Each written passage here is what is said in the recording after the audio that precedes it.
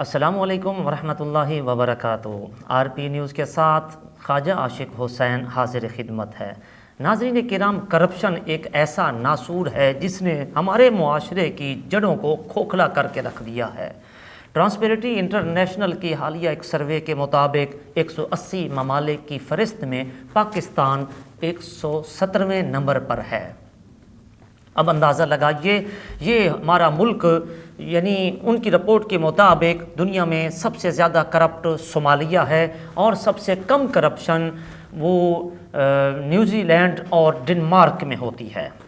تو 117ویں نمبر پر ہمارا ملک جو ہے وہ کرپشن کی سٹیج پر کھڑا ہے۔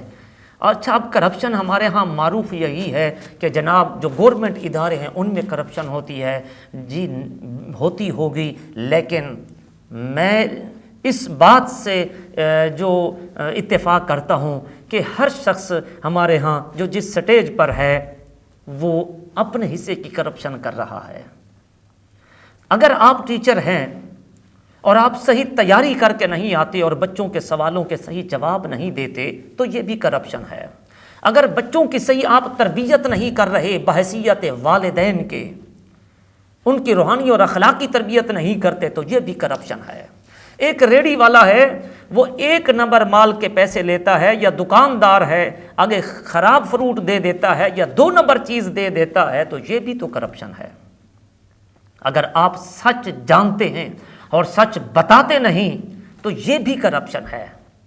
تو ناظرین کرام، سوچنے کی بات ہے، ہمارے ہاں یہ ضروری نہیں کہ کرپشن کا دائرہ صرف پیسوں کا لین دین ہو۔ ایک ڈاکٹر ہے، وہ اگر مریض کی ضرورت کے مطابق میڈیسن نہیں لکھتا جو اس کی عین ضرورت ہے، بلکہ اپنی کسی کمپنی کے جو کیا گیا معاہدہ ہے اس کمیشن کے عوض وہ دوائی لکھتا ہے تو یہ بھی تو کرپشن کے زمرے میں ہے۔ ایک پی ایچ ڈی ڈاکٹر ہے، وہ اپنے آفس میں بیٹھا رہتا ہے اور آ کر کلاس نہیں پڑھاتا، لیکچر صحیح طور پر نہیں دیتا یا ٹائم گزاری کرتا ہے تو یہ بھی تو کرپشن ہے۔ ایک سرکاری آفس میں اگر آفیسر کے آنے سے پہلے ہیٹر یا اے سی چلا دیا جاتا ہے تو یہ بھی تو کرپشن ہے۔ اسی طرح جناب والا، اگر ہم ان چیزوں کو دیکھیں کہ یہ ساری خرابی ہمارے اندر بھی موجود ہے، کہ یہ سیاسی کرپشن ہے، کہیں روحانی کرپشن ہے۔ روحانی کرپشن کا ہے جو مشائخ اور پیران اعظام ہیں جن کا کام ان کی لوگوں کی تزکیہ نفس کرنا تھا، ان کی روحانی تربیت کرنی تھی، وہ لوگ اگر صحیح طور پر مریدین کی تربیت نہیں کر سکتے تو یہ بھی روحانیت کی کرپشن ہے۔ یہ ریاستی کرپشن ہے، کالے دھن کو سفید کرنے کی کرپشن ہے، ٹیکس چوری کی کرپشن ہے۔ اب اس کے اگر ہم اسباب پر غور کریں تو جہاں غربت، بے روزگاری اس کا ایک سبب ہے، وہاں مہنگائی بھی ایک سبب ہے۔ وہاں پر ملازمین کی جب تنخواہیں پوری نہیں ہوتی تو ناجائز ذرائع سے وہ مال دولت اکٹھا کرنے کا ایک سبب یہ بھی ہے۔ لیکن ایک سبب بنیادی طور پر وہ یہ ہے کہ امیر ہونے کے لیے شارٹ کٹ راستہ اختیار کرنے کا جو دھن ہن پر سوار ہوتا ہے۔ ہر شخص سمجھتا ہے کہ شاید عزت جو ہے وہ دولت سے حاصل ہوتی ہے، حالانکہ ایسا نہیں ہے۔ عزت حسن کردار سے آتی ہے، عزت حسن اخلاق سے آتی ہے۔ آدمی خود مر جاتا ہے مگر اس کا کردار زندہ رہ جاتا ہے۔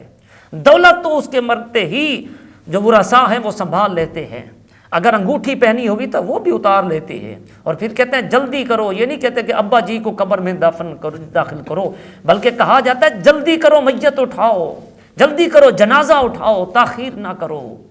تو وہ جتنا زیادہ پیارا سے پیارا ہو تو کوئی ایک رات بھی قبر میں ساتھ رہنے کے لیے تیار نہیں ہوتا۔ تو اس لیے سب کچھ یہیں چھوڑ کے جانا ہے۔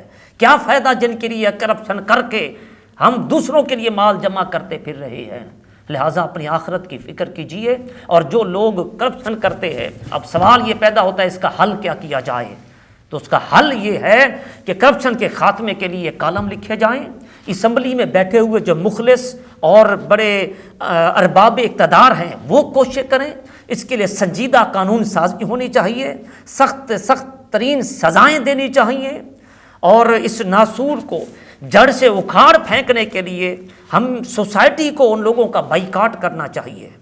اگر ہم معزز ایسے شخص کو جو کرپٹ ہے، جو کرپشن کرتا ہے، ہم اس کو معزز سمجھتے ہیں اور اس کو عزت دیتے ہیں، تب تک اس معاشرے میں کرپشن ختم نہیں ہو سکتی۔